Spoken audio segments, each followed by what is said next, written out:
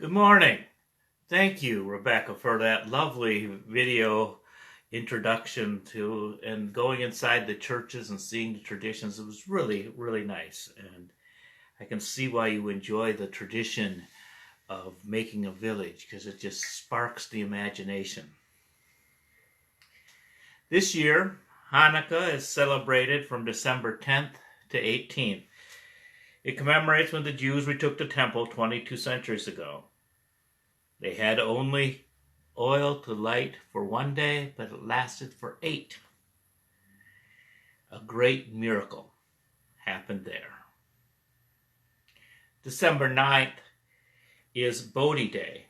It's the day where Siddhartha Gautama reached enlightenment and became the Buddha. The spiritual enlightenment happened about 4 centuries before the physical lights of Hannukah. After growing up rich and indulging himself, Buddha then renounced everything. But fasting and deprivation did not bring relief. So he sat beneath the Bodhi tree and became enlightened and chose the middle path between extreme gluttony and extreme fasting. In his first sermon after enlightenment, he spoke of 4 noble truths, the Eightfold Path. He goes, now monks, this is the noble truth of stress. Birth is stressful, aging is stressful, despair is stressful, sorrow, lamentation, pain, distress, and despair are stressful. Association with the unbeloved is stressful. Separation from the loved is stressful. Not getting what is wanted is stressful. In short, everything's stressful. I think we can really feel that during this time of COVID. He continued, and this, monk, is the noble truth of the origination of stress. The craving makes for further becoming, accompanied by passion, delight, relishing now, here, and now there. Craving for sensual pleasure, craving for becoming, craving for non-becoming. And this, monks, is the third noble truth of the cessation of stress. The remainderless, fading cessation, renunciation, relinquishment, release and letting go of that very craving. Because Buddha had found that even when he had renounced all his physical things and tried to fast, his mind was totally consumed by all the things that he was doing without. And so he was seeking a way to figure out how not to want all those things. And the fourth noble truth is the way of practice, leading to the cessation of stress. The Eightfold Path: right view, right resolve, right speech, right action, right livelihood, right effort, right mindfulness, and right concentration. These Buddhist principles have parallels in Jewish literature. On suffering, we have the 2nd chapter of Ecclesiastes. Therefore I hated life, because the work wrought under the sun is grievous unto me, and all is vanity and vexation of the spirit. Yes, I hated all labor which I had taken under the sun, because I should leave it unto the man that comes after me. For what has man of all his labor and the vexation of his heart, wherein he has labored under the sun, shall be after me. For all the days are sorrows, and travail, and grief, yea, his heart taketh not rest in the night. This is also vanity. Both traditions recognize the existential problem of living, of when you get connected to something, you're going to lose it. When you don't have something, you feel that pain. Sometimes even when you think you've gotten all you want, you look around and discover it's all vanity. The source of this suffering is desire, as the Buddha said. And the 23rd chapter of Proverbs also carries this theme. Do not toil to acquire wealth. Be wise enough to desist. When your eyes light upon it, it is gone, for suddenly it takes itself to wings. Let not your heart envy sinners. Be not among the wine-bibbers, among the gluttonous eaters of meat, for the drunkard and the glutton will come to poverty. Both of these statements warn about the folly of desire, whether one is wasting one's money or whether one's accumulating wealth. Buddha tells the people to stop desiring, and the suffering will stop. When I was thinking of being a Presbyterian minister, I said, how am I going to preach about Buddhism? And I said, well, I could talk about the 10th commandment. You shall not covet your neighbor's house, you shall not covet your neighbor's wife, nor his male servant, nor his female servant, nor his ox, nor his donkey, nor anything that is your neighbor's. And that is the principle of non-desiring in a nutshell. I was so glad when I found the Unitarian Universalist tradition, and I said, oh, if I want to speak on Buddhism, I'll just tell people I'm speaking on Buddhism today. And I'm very grateful for that. But there is an overlap. These are the passages that warn against holiday shopping.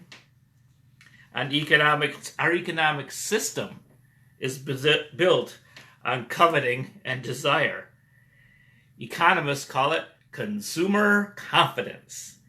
We put confidence in things that we hope will make us happy. Judaism and Buddhism unmask that false promise. Buddha continued with instruction on how to stop by citing the Eightfold Path, which could be just summarized as do right. Instead of the 10 Commandments, which tell us what not to do for the most part, the Buddhist tradition tells us what to do. One of the views is right view.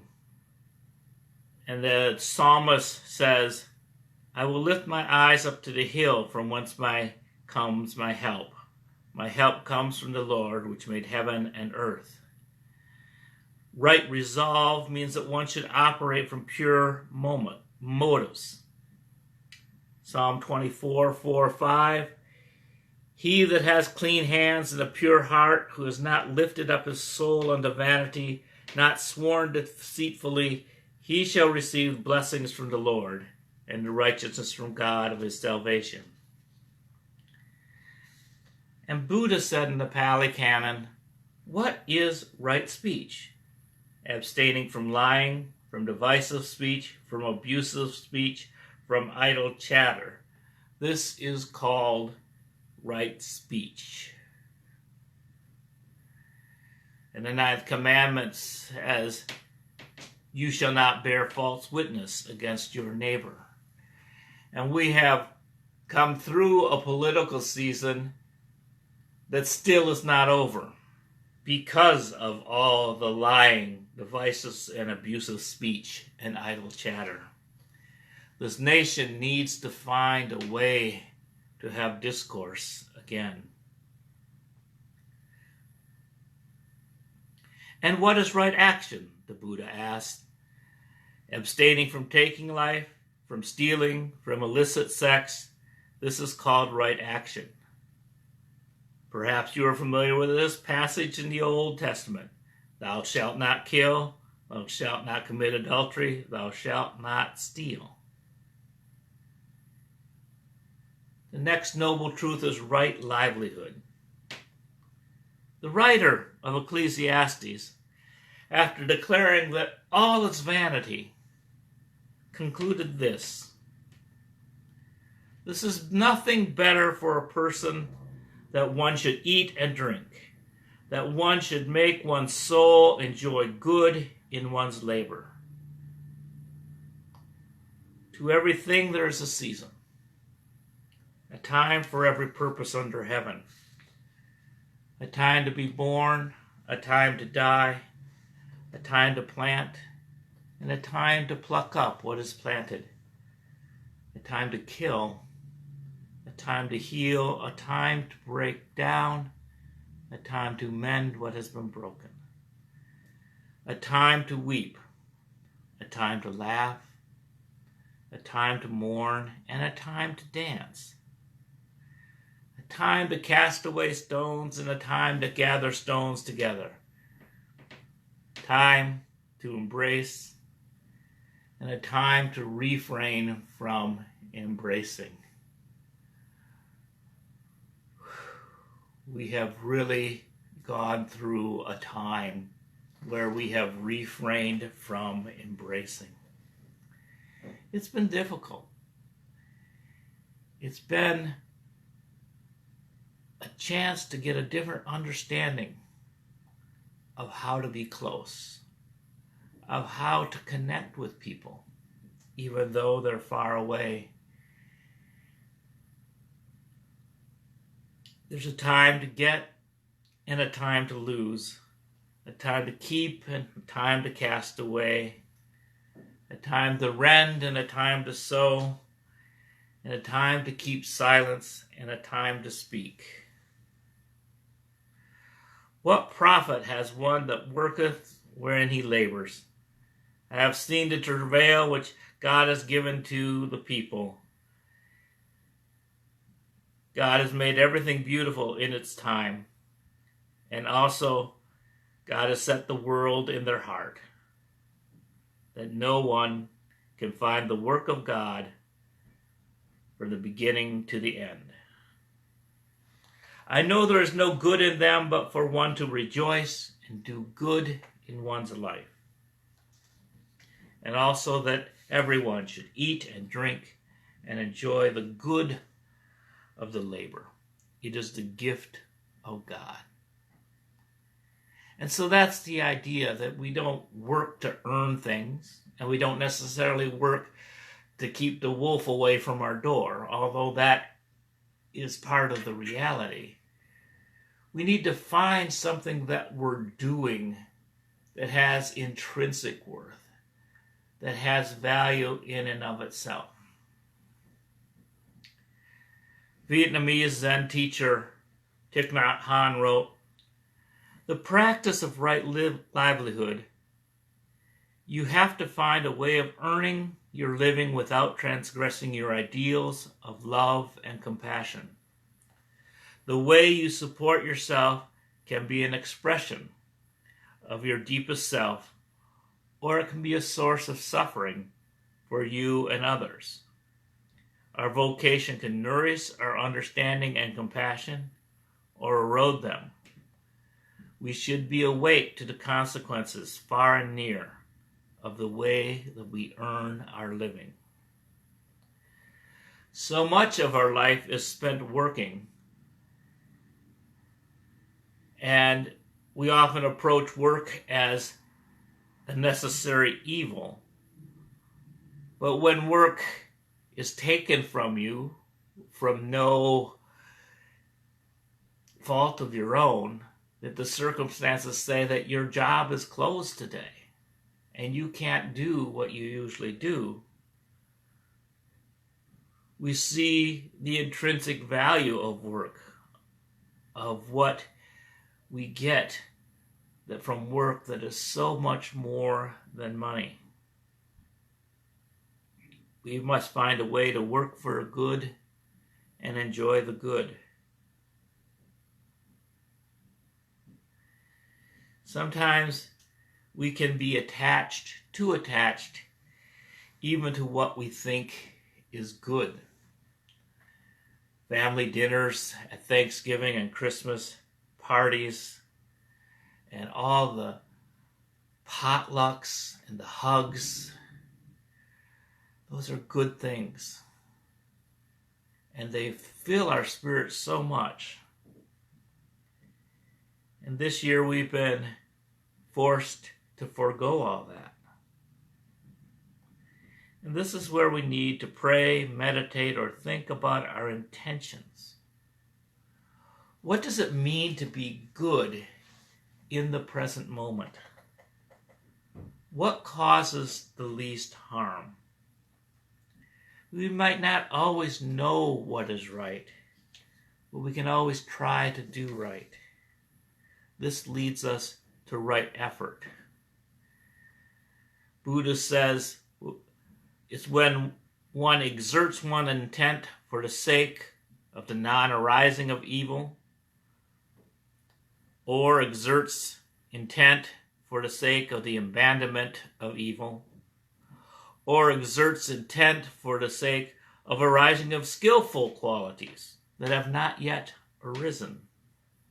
Have you learned to do anything new during this pandemic? And exerts intent for the maintenance.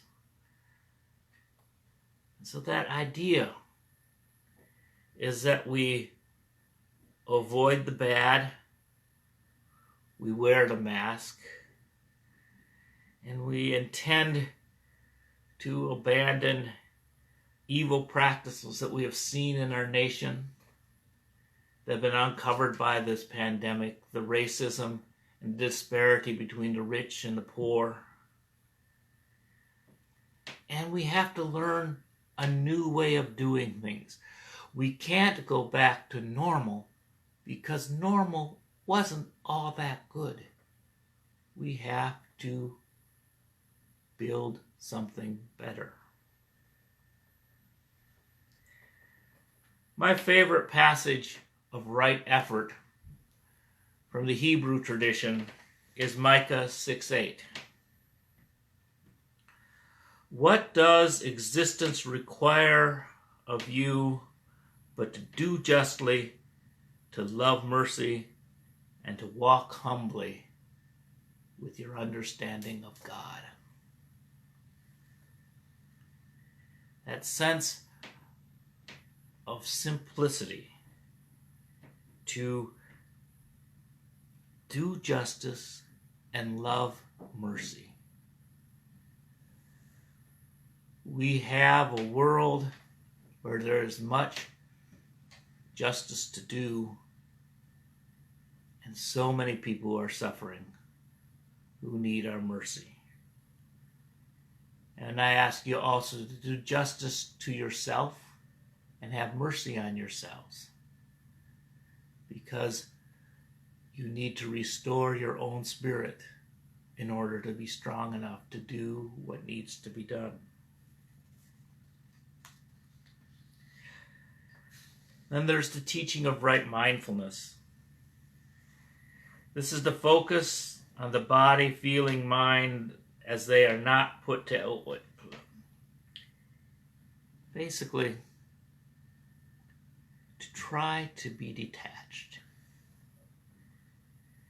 To realize that everything has its season and its time. Those things that we enjoy, we know that they won't last forever. And those things that are painful, they too will pass. And so we just have a sense of feeling what we feel at the moment.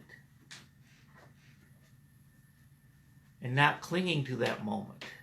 Not clinging to the hurt from years ago, which makes you still angry today. And not clinging to the joy in such a way that it brings you sorrow when it goes away.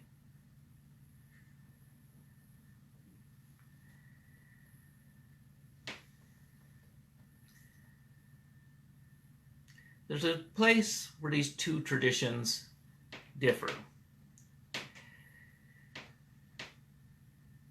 Judaism shifts focus from this world to God, to avoid the attachments of this world by becoming attached to God through prayer and sacrifice. Proverbs 1 says, "The fear of the Lord is the beginning of all knowledge." I've always had trouble with this phrase. It's helped me being able to look at the Hebrew, because the word fear could also mean respect. I fear falling off a building because I respect gravity. And so I don't live in fear of gravity, but I have to respect it at all times.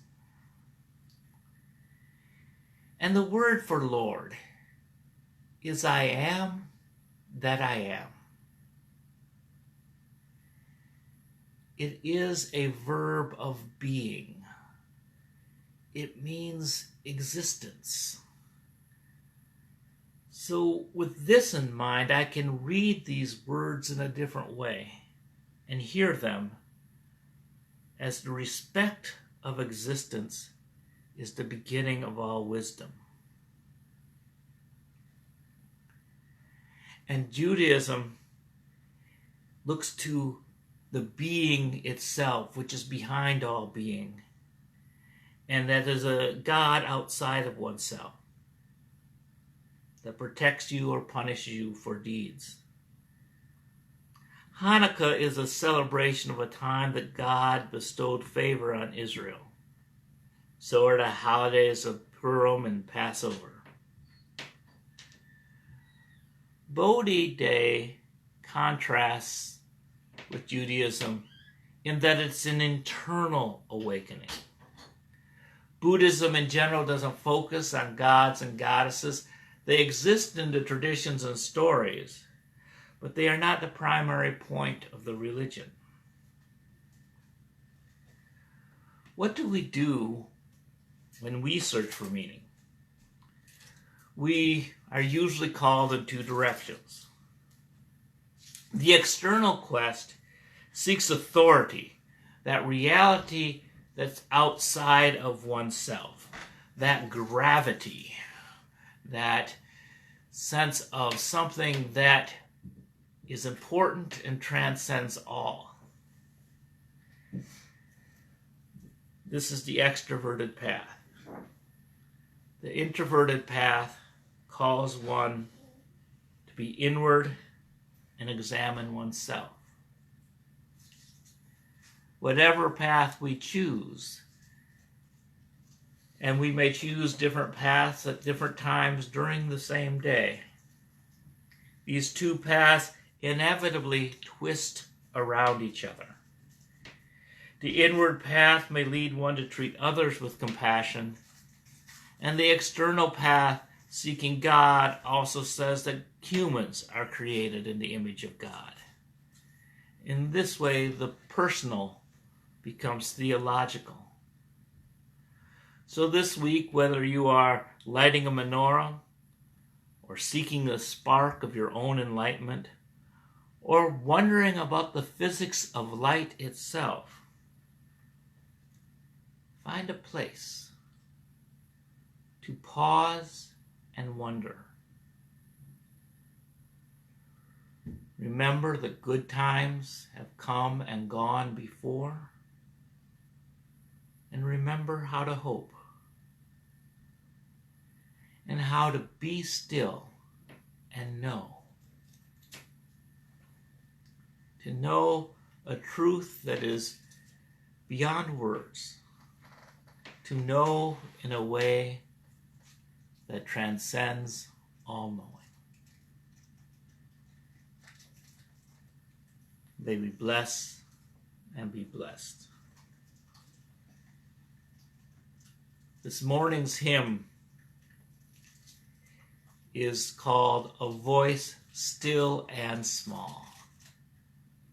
Let us find a way to listen to that voice and listen to the beautiful voice of Mary Shepherd and the piano playing of Judy Harrison, and we may even be moved to sing along.